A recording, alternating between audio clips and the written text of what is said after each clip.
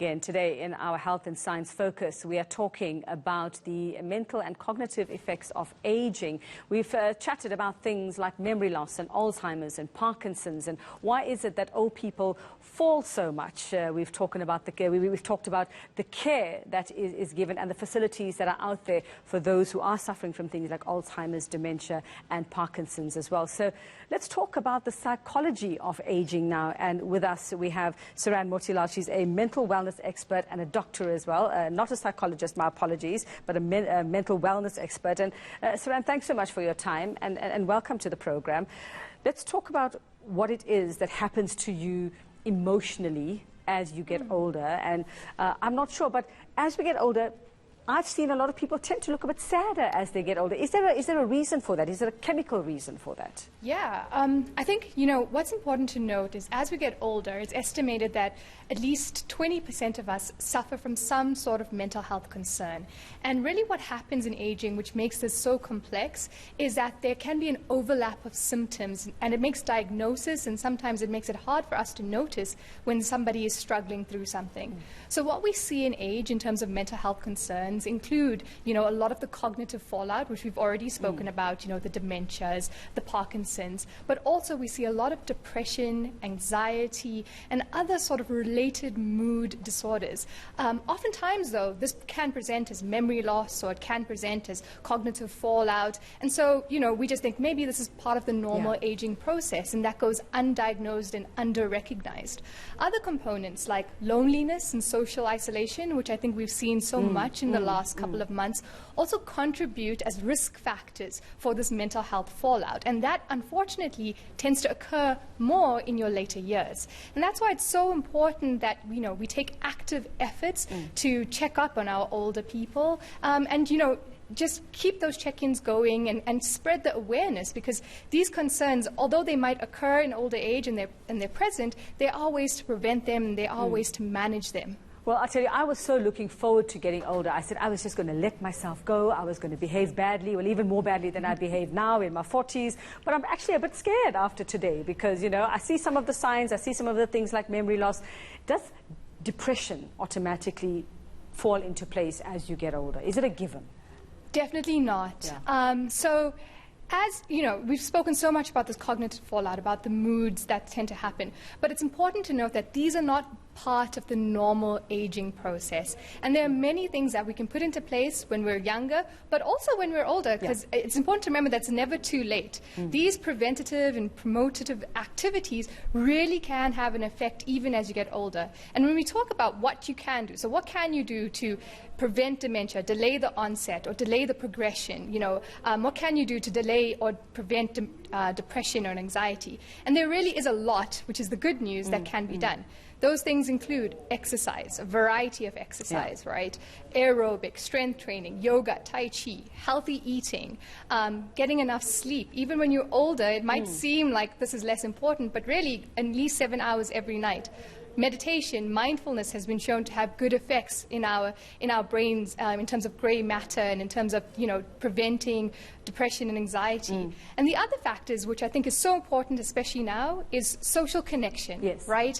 And that could be, especially now, in the virtual sense. So phoning people, having video calls, helping family members part of a community. Being part of a community, all of that. All of our research has shown that having those social connections, staying socially connected, actually can lead to healthier aging, but also happier aging. So I think there's some good news there as well. So how do older people, I'm going to call them our seniors, they are seniors, how do our seniors pep themselves up? Because like you say, a lot of them find themselves alone, kids have grown up, they've gone, they live in other provinces, they live in other countries.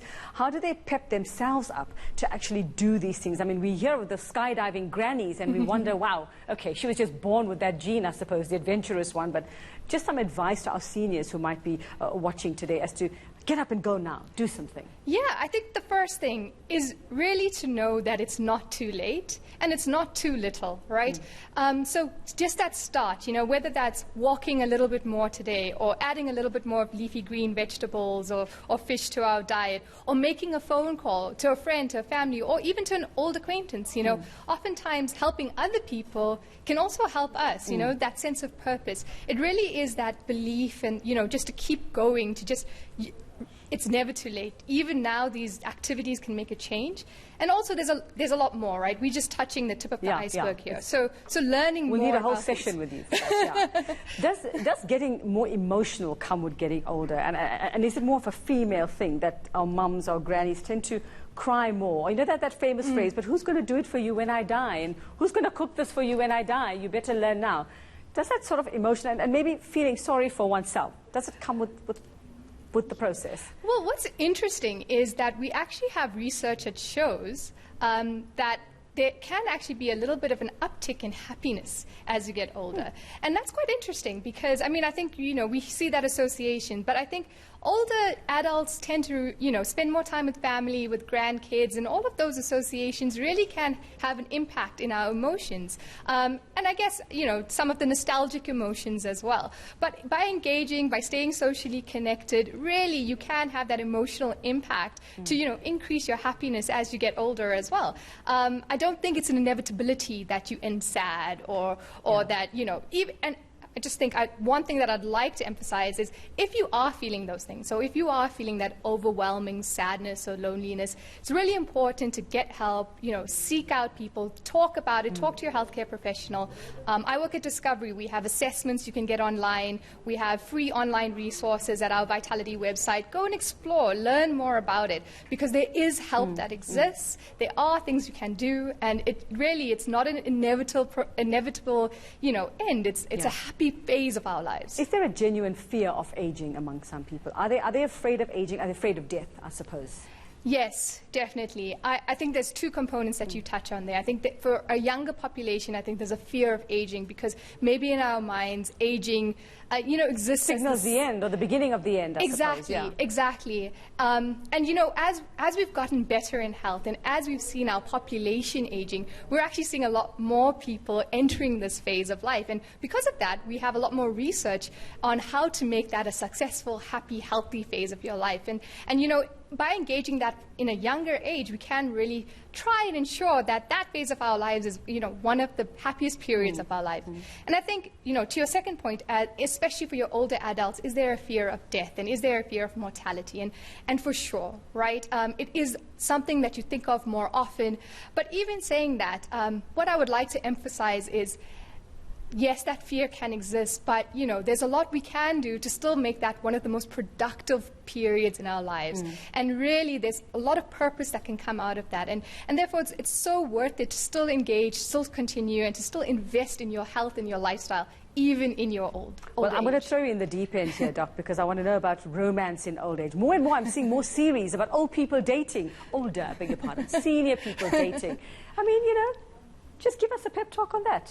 Why not? It's never too late to find your love if you haven't found one already, or have two or three. Of course, of course. I think we touched on how important social connection is in terms of healthy and happy aging. And social connection goes beyond friendships and family. It does go into romantic relationships as well. And good, healthy, happy romantic relationships at that age are definitely worth it. They definitely can increase our happiness, increase our endorphins. So really, so long as you're being safe, especially in the COVID environment, that's key. Definitely encourage those social connections. Okay, Dr. Seranne Motilal, thank you so much. Old but not cold. You don't have to be cold. You can still be hot and old. Thank you so much. That's our health focus for this week. I hope you've enjoyed it. I hope you've taken lots of notes. Stay well, stay healthy.